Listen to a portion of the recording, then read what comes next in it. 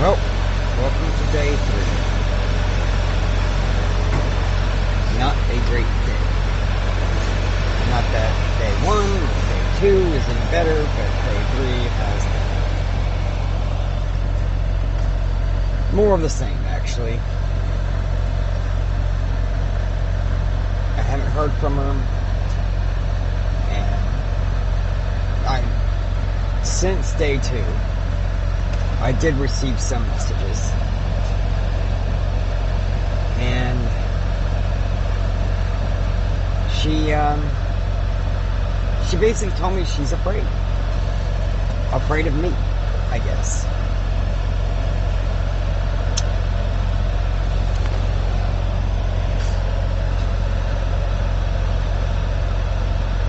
I've not done anything. I have sat at work as a truck driver. I spend 9 to 10 months living in a box, sending her financial support, paying my bills, talking to her only because I work 6 a.m. to 6 p.m. Philippines time. And she's afraid of me.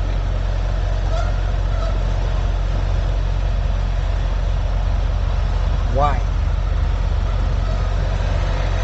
Is she afraid that something bad is going to happen?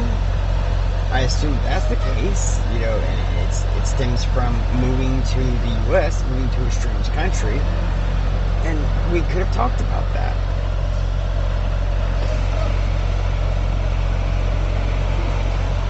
But I don't think so. I think that I'm not going to put on the internet my hypothesis at this time. So I would just say that I think there are extenuating circumstances and influences outside of her family and the marriage and the people actually invested in her. So, look, if you're watching this, family's important. You need to have not friends. Friends are great. And maybe if you've had these friends for 20 years, maybe. But the reality is that there's very few people that are interested in your success. Yes, we all want our friends to be successful. But most of us don't actually want our friends to be more successful than ourselves. We want to go up with our friends.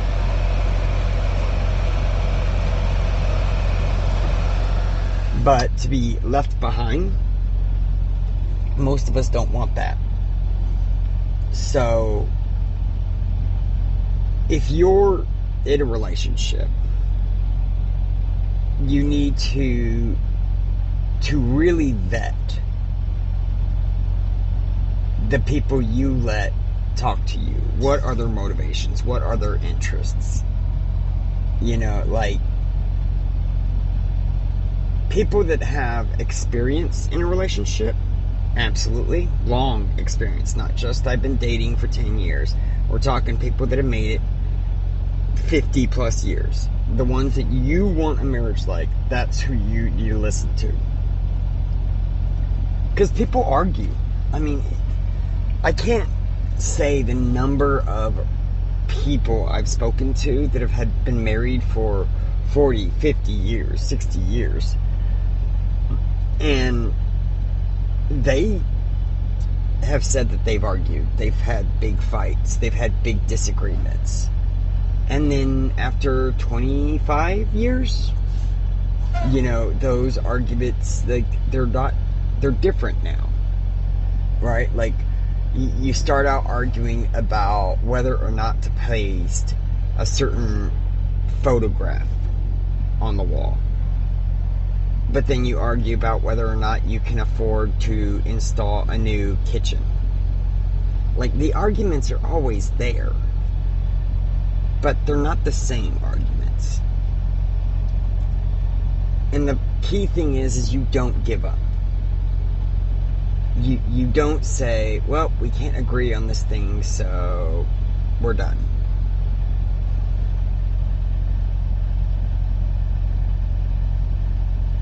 I don't want to be done. I want to be married to this woman. I want to make this marriage work, no matter how hard it is, no matter how little sleep I get. Because we as individuals may not be worth it, but that contract, that marriage, that relationship is sacred. Even if you're not religious, there is something. Marriage we should hold to a higher degree. And I'm not saying I'd be any different if we were just dating. Like, I'd probably be fighting just as hard, because who I am is every relationship I've ever been in,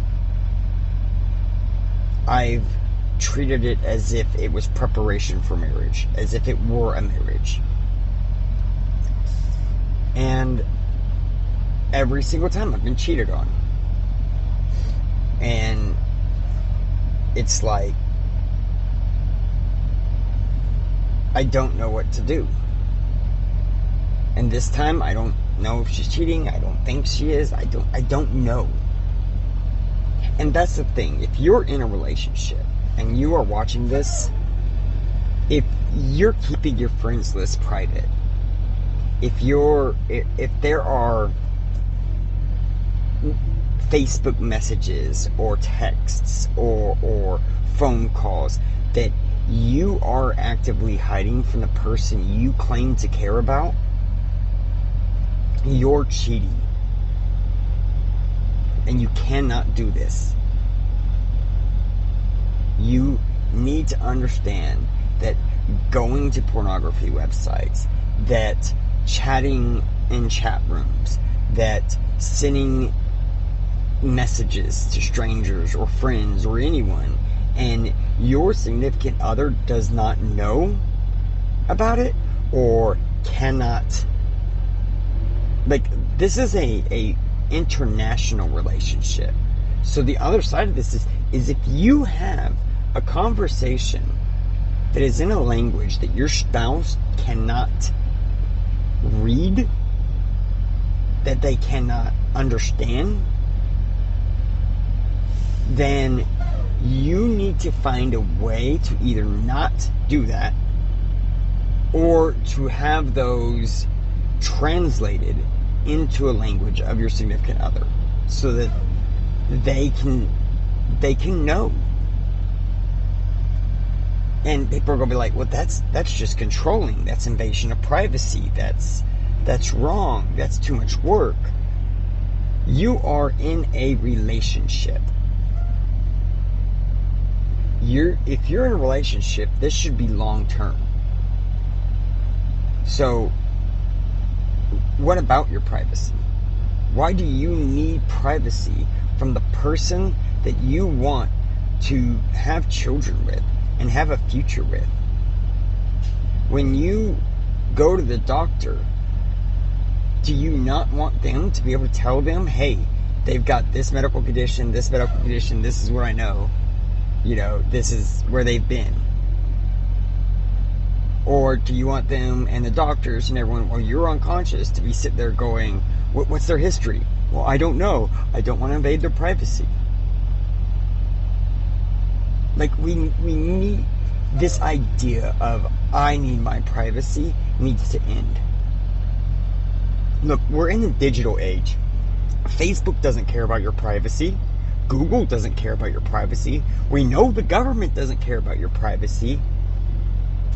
So you're allowing, and your boss, fuck your privacy, you'll lose your job. Post the wrong thing on Facebook, Bye.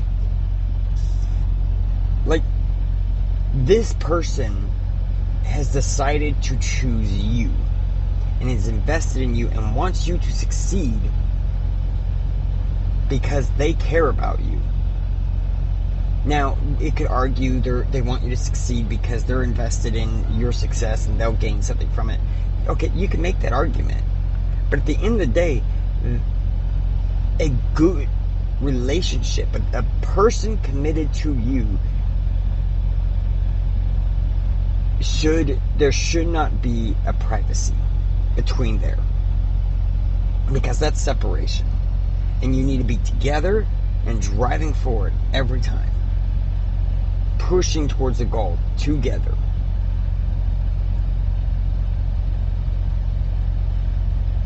And I've been pushing to get her to the US. I've been pushing to get her to succeed. I sent her to college. I made sure she got her teaching license. I backed off for 4 or 5 years. I had to take the back seat. I had to not be the priority.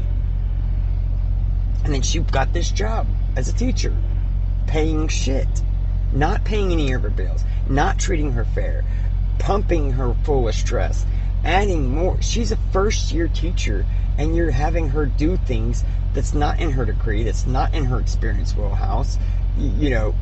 Other teachers that have been there for years, that have got their system down pat, that know what they're doing, they could take over the club. No, you're going to put it on the brand new one who's already overwhelmed. But they do it because they're friends with those older people, and those other people have kind of been there a while, and we can mistreat the new person because they're under a brand new contract and they don't have any experience and they can't go anywhere else. Whereas the old teachers got like 4 or 5 years. So when they leave, they've got 4 or 5 years of experience. The other schools are going to be, oh yeah, you've got experience, great. But a new teacher, well, they've got no experience. We don't know. So you treat them like shit. Like, this is, you can't place. Now, if that job is what's keeping the food on the table, keeping the house, yeah, you got to do what you got to do. I'm not faulting anyone. When you're in a shit situation, you're in a shit situation. That's fine. But when it comes to a relationship and the other person is taking care of you, and you don't need that income, you should really strongly consider leaving the job and finding something else. You can cut, you could cut TV, you could cut streaming, you could cut your AI subscriptions, you could cut things if you're just a little bit short. But then you get out and you go and you find a new job. If that's important, you start hitting right away. Go get it 7-Eleven, McDonald's, whatever, mom and pop stores. Doesn't matter. Anything to bring in some sort of income while you're looking for that job to replace the one you're currently in. Or have a savings, 3 to 6 months. But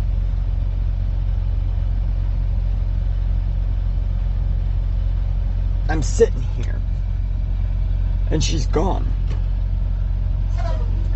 We're halfway across the world from each other.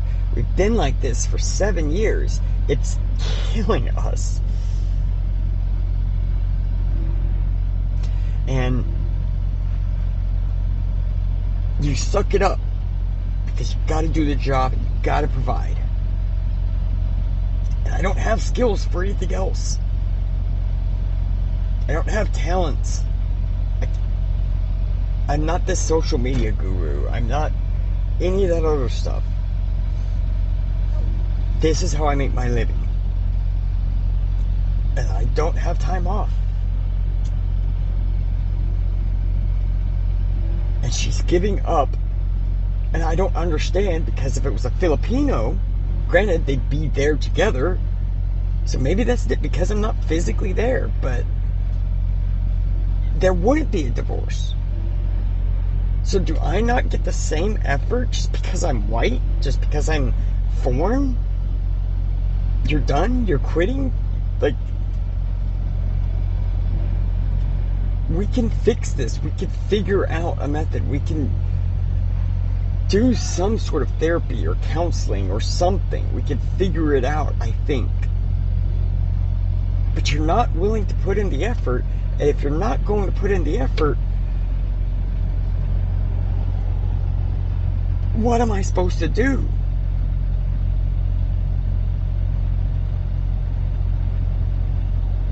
It's a bad day, people. It's a bad day. So, that's the catch up for day 3. I'm still alive. You know, if there's a moral or a lesson for today, it's don't keep secrets, don't hide things, and don't ever give up. Like, it's until the war is lost, you can keep fighting. And sometimes you could fight even longer. So,